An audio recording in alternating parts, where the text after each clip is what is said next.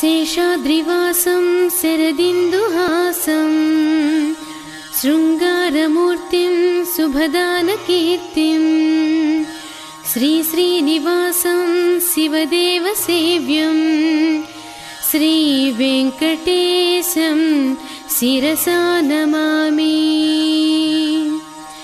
सप्ताद्रिदेवं सुरराजसेव्यं सन्तापनाशं सुविलासकोशं सप्ताश्वभासं सुमनोज्ञभूषं श्रीवेङ्कटेशं शिरसा नमामि। भूलोकपुण्यं भवनैकगण्यं भोगीन्द्रचक्र भवरोगवैद्यं भास्वत्किरीटं बहुभाग्यवन्तं श्रीवेङ्कटेशं शिरसा नमामि।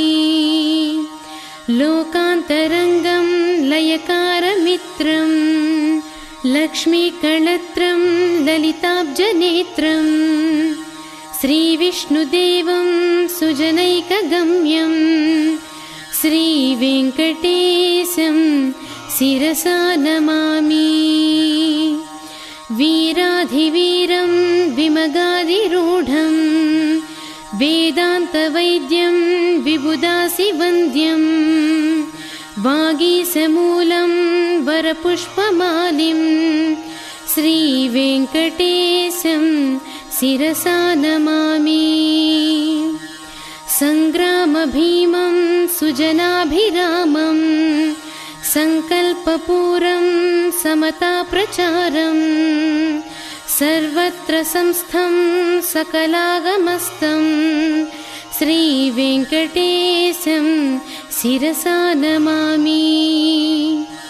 श्रीचूर्णफालं सुगुणालवालं श्रीपुत्रितातं सुखमुख्यगीतं श्रीसुन्दरीशं शिशिरान्तरङ्गं श्रीवेङ्कटेशं शिरसा नमामि।